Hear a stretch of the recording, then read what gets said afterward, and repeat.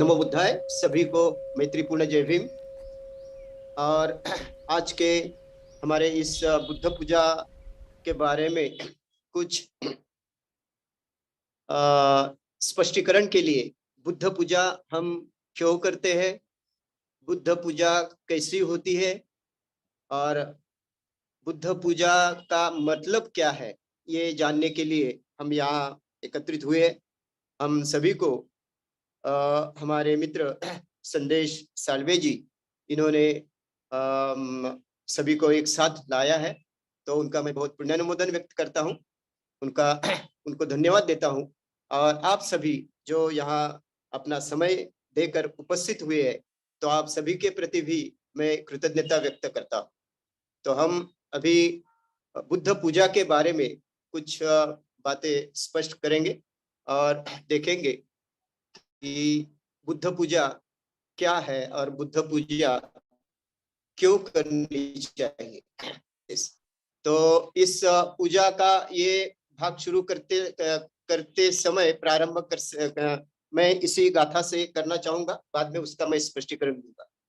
जैसे कि थेरवादी साहित्य में बुद्ध के गुणों का वर्णन बहुत जगह किया हुआ है, और बुद्ध कैसे महामानव थे, वो कैसे करुणावान थे, वो कैसे मैत्रीपूर्ण थे, वो कैसे प्रज्ञावान थे। बुद्ध ने अपनी शिक्षा उन पर भी किया है। जैसे हम देखते हैं कि बुद्ध नाम का थे साहित्य में एक ग्रंथ गुणों का, तथागत के 1200 गुणों को वहां प्रणाम किया है। तो हम शुरुआत वहीं से करते हैं। जैसे इस चित्र में आप देखते हैं कि ये प्रत्यक्ष तथागत है, और उनके सामने उनको जो नमन करते हुए आप देखते हैं, तो वो राजा प्रसेनजीत है। तो इसका स्पष्टीकरण करने के पहले मैं जो गाथा लिखी है उससे शुरुआत करना चाहता हूं।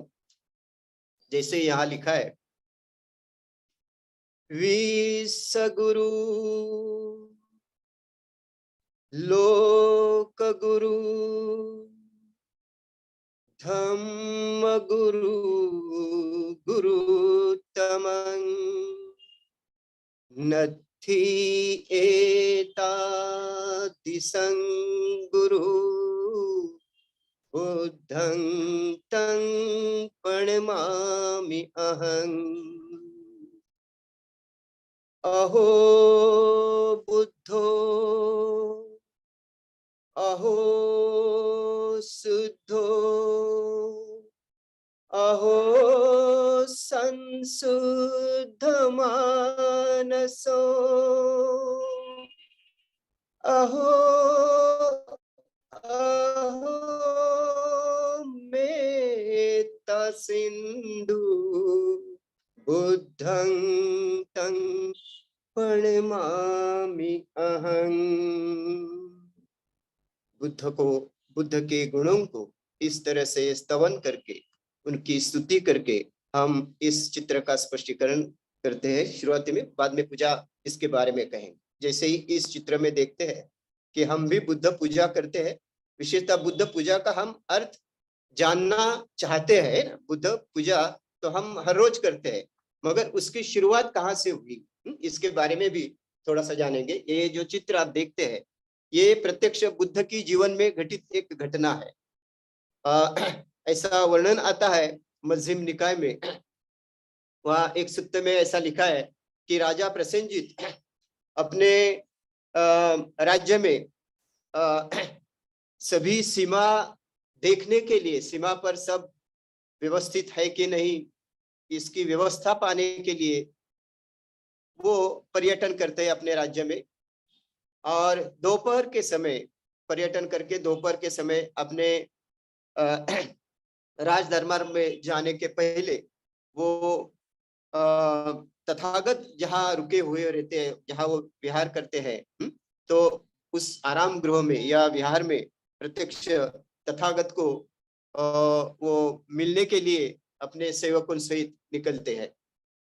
ऐसा वर्णन आता है कि जहां तक वो चलते हैं, जहां तक वो चल पाते वहां तक वो चल दिए, और जैसे भी नजदीक तथागत का विहार आया तो तभी अपने सिर पर रखा हुआ अपना राजमुकुट वो जमीन पर रखते हैं दूर अंतर से।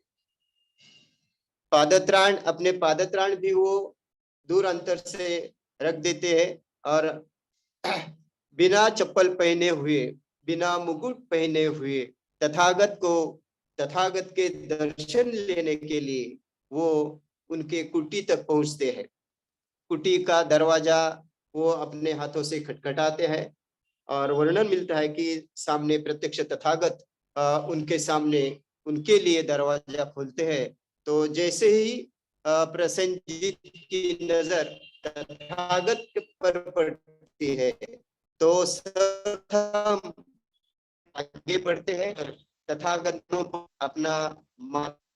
अपने माथे से वो नमन करते हैं, और अपना माथा के चरण पर रखकर अपने दोनों हाथों से, प्रसेनजीत राजा अपने दोनों हाथों से तथागत के दोनों चरण को मालिश करते हैं, उनको स्पर्श करते हैं, और उन चरणों पर अपने होठ टेक कर अपने होठों से तथागत के चरण को वो चूम लेते हैं, 3 बार चूम लेते हैं, और 3 बार प्रणाम करके वो खड़े होकर तथागत के साथ संवाद करते हैं।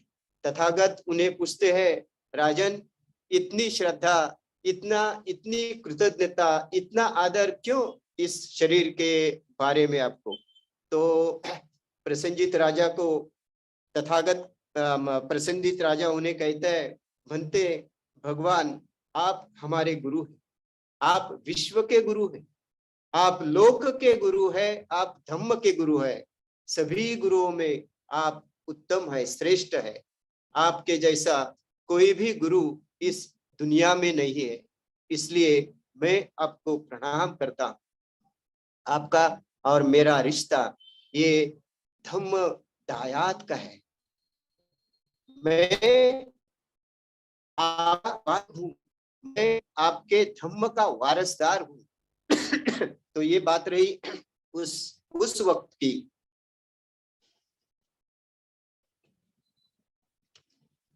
जब तथागत को कैसे वंदन किया जाता है, तथागत की पूजा उस समय भी कैसे लोग करते थे, इसका एक उदाहरण है। और आगे हम देखते हैं कि पूजा वंदना करके तथागत के प्रति अपनी श्रद्धा, अपना आदर व्यक्त करके प्रसेनजीत राजा अपने राज्य में जाता है, और उसके बाद में जो युद्ध होता है उस युद्ध में वो बिना युद्ध करते हुए वो अपना राज्य का संरक्षण करता है। और ऐसा वर्णन मिलता है कि इस बार राजा को कोई हानि नहीं हुई, क्योंकि उन्होंने युद्ध विराम किया, उन्होंने ये जाहिर किया कि ये युद्ध नहीं होगा, हम आपस में चर्चा करके बातों को हल कर देंगे, इसलिए उस समय युद्ध नहीं हुआ। और ऐसा भी वर्णन मिलता है कि उसी काल के दरमियान उनके राज्य में बिना क्षति पहुंचे हुए उनको एक खनिज में, मतलब जो जमीन में एक संपत्ति का शोध हुआ और ढेर सारी संपत्ति रखी हुई थी, ऐसा खजाना उनको अपने राज्य में मिला। तो तथागत की पूजा करने से, तथागत के प्रति आदर व्यक्त करने से, तथागत को के मार्ग पर चलने से क्या लाभ होता है, इसका एक ऐतिहासिक उदाहरण है। एक ही नहीं, ऐसे कई उदाहरण हमें मिलते हैं, कई उदाहरण मिलते हैं। हम त्रिपिटक में या थेरवादी साहित्य में, महायान साहित्य में, वज्रयान में, जहां कहीं भी आप देखते हैं कि तथागत तथागत के वचनों के प्रति, उनके कार्य के प्रति जिन्होंने नमन किया, जिन्होंने प्रतिज्ञा ली, जिन्होंने खुद में परिवर्तन किया, ऐसे लोग आज पूजनीय है। हम जब त्रिरत्न वंदना में जब भी वंदना कहते हैं बुद्ध धम्म और संघ की, तो ये सारे के सारे बुद्ध शिष्य जो संघ रत्न है उसमें शामिल है। इस संघ रत्न में जैसे राहुल है वैसे ही यशोधरा है, जैसी माता गौतमी है वैसे ही हम कह सकते हैं कि अंगुलीमाल है, पटाचारा है, जिन्होंने जिन्होंने अपने जीवन में तथागत के विचार के अनुसार आचरण किया और जीवन मुक्त हो गए। ऐसे कई लोग त्रिरत्न वंदना में, विशेषता संघ वंदना में पूजनीय है और उनकी पूजा होती है। तो ये अर्थ है पूजा का। तो अभी हम देखेंगे, थोड़ा सा इतिहास देखेंगे कि एक्चुअली बुद्ध की पूजा है ना, जैसे हम वैसे तो शुरुआत अगर किया जाए तो ऐसे निश्चित ही हम कह सकते हैं कि बुद्ध, खुद बुद्ध ये मूर्ति पूजा के खिलाफ थे, है ना। बुद्ध ने कहीं भी ऐसा लिखा नहीं कि मेरी पूजा करो, है ना। और व्यक्तिगत बुद्ध के काल में जो अभी हम ये ऐतिहासिक उदाहरण देखते हैं, है कि नहीं, तो बुद्ध ने कहीं उन्हें रोका भी नहीं कि आप ऐसा मत करो, मेरे प्रति आदर, मेरे मेरे प्रति कृतज्ञता व्यक्त मत करो, ऐसा भी कहा नहीं। तो बुद्ध की पूजा लोग क्यों करते हैं, ऐसा सवाल शायद कुछ लोगों को निर्माण हो सकता है। बुद्ध तो मूर्ति भंजक थे, उन्होंने तत्कालीन देव संकल्पना को नकार दिया था। तो फिर बुद्ध की पूजा क्यों? जो मूर्ति को नकार देते हैं, दैववाद या देववाद को नकार देते हैं, उनको हम देव क्यों बना रहे हैं? शायद ये सवाल जो नवोदित बौद्ध है उनके लिए, और शायद जो बुद्ध धम्म के जो टीकाकार है उनके लिए भी शायद महसूस हो सकता है। तो हम देखेंगे प्रत्यक्ष बुद्ध ने अपने जीवन में जो कुछ बातें कही है ना, उसके बारे में देखते हैं।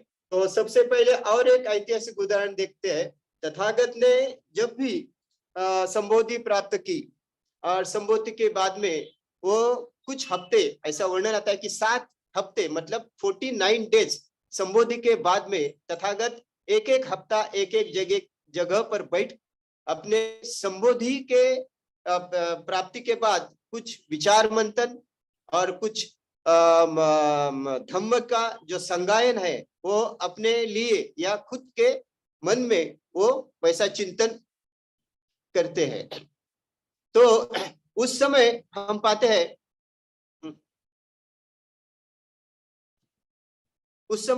हैं, कि तथागत के संबोधि के बाद जब तथागत प्रत्यक्ष एक वृक्ष के नीचे बैठे थे, बोधि वृक्ष के नहीं, उसके बाजू में जो राजायतन वृक्ष है उसके बाजू में पहले ही हफ्ते में संबोधि प्राप्त करके फिर वो संक्रमण करते हैं। और संक्रमण करने के बाद सबसे पहले वो राजायतन वृक्ष के यहाँ जाके आराम से बैठते हैं। और वहां बैठने के बाद उसी दरमियान जो अपने व्यापार के लिए तपस्व और भल्लिक नाम के 2 व्यापारी थे, वो उन्हें देखते हैं कि अरे यहाँ जो बैठे हैं उनकी काया तेजस्वी है, उनका व्यक्तिमत्व प्रकाशमय दिखता है, उनके चेहरे पर बहुत ही शांति दिखती है और बहुत सी शांत, संयमित और स्मृतिपूर्ण ये ऋषि या मुनि यहाँ बैठे हैं। तो उन्हें देखने के लिए तपस्वी और भल्लिक ये दोनों व्यापारी उनके नजदीक जाते हैं और उनसे संवाद करते हैं और उनसे बातें करके उनको अनुभव होता है कि निश्चित ही दुनिया में या विश्व में ये कोई ना कोई तो महामानव निर्माण हुआ है। और फिर वो वही उनको वंदन करते हैं, बुद्धम शरणम गच्छामि, इस वाक्य से वो बुद्ध को वंदन करते हैं। तो ऐसा लिखा गया है कि तथागत बुद्ध को सर्वप्रथम वंदन करने वाले, उनके सर्वप्रथम जो उपासक थे वो तपस्वी थे। तो इसका मतलब ये है कि खुद तथागत की पूजा या तथागत को वंदन करने की शुरुआत जैसे हम उनके जीवन में भी देखते हैं, है कि नहीं। तो उसके भी बाद में, बोधि के बाद में, है ना, सर्वप्रथम अगर किसी ने पूजा की है तो वो है पशु और भल्ली। और फिर वही से फिर हम देखते हैं कि कितने सारे प्रसंग आते हैं, कितने सारे उदाहरण मिलते हैं कि तथागत को जो भी देखता है उनके व्यक्तिमत्व के प्रति, उनके गुणों के प्रति बहुत ही प्रभावित होता है। बुद्धायनी धम्म में तो ऐसा लिखा गया है कि तथागत जब चलते थे तो उनको चलते हुए देखकर जो लोग खड़े होते थे वो खड़े ही रह जाते। जो उनको सर्वप्रथम जिनकी नजर उनके चेहरे पर पड़ी थी वो नजर वहां से वो हट भी नहीं पाते। जो बैठे हुए थे वो बैठ के ही उनका दर्शन लेते थे। तो ऐसा उनका व्यक्तिमत्व था। और इसलिए तथागत ये एक महामानव, जैसे हम कहते हैं अभी नमो तस्स भगवतो अरहतो सम्मा संबुद्धस्स। वो भगवान थे, अरहत थे, सम्मा संबुद्ध थे, विशेष बुद्ध थे। इसलिए बुद्ध की पूजा बुद्ध लोग या बौद्ध धर्मीय लोग करते हैं, और इसका इतिहास ऐसा है कि नहीं। तो प्रत्यक्ष बुद्ध के जीवन में भी तथागत ने सम्यक संबोधि प्राप्त करने के बाद हम देखते हैं कि प्रत्यक्ष तथागत ने भी ऐसा ही उदाहरण लोगों के सामने रखा है। दूसरे ही हफ्ते में ऐसा वर्णन आता है संबोधि प्राप्ति के बाद, जब तथागत संक्रमण करते हैं, और दूसरे हफ्ते में जब वो थोड़े दूर जाकर विचार करके खड़े होते हैं, वहां जो बुद्ध गया में अगर आप गए तो वहां नीचे जाते समय अपने दाहिने हाथ में एक विहार है छोटा सा वहां, और वहां भी एक वृक्ष था, शायद उसका नाम अभी मुझे याद नहीं, मगर वो वृक्ष के नीचे खड़े होकर वो जिस आसन पर, मतलब जिस वज्रासन पर बैठते हुए तथागत ने सम्यक संबोधि प्राप्त की बोधि वृक्ष के तले, तो उस वृक्ष के नीचे से तथागत अपने उस आसन की तरफ देखते हैं, चिंतन करते हैं कि मैंने संबोधि तो प्राप्त कर ली है ना। तो ये संबोधि तक का मतलब बोधिसत्व सिद्धार्थ से सम्यक संबुद्ध बुद्ध में कैसे बना, इसका चिंतन करते हुए वो कहते हैं, अपने मन में विचार करते हैं कि अब तो मैं सम्यक संबुद्ध बना हूं, अब मैं किसको मैं प्रयास करूं, और क्या प्रयास करूं, मैं अभी किसको शरण जाऊं, मैं किसको वंदन करूं।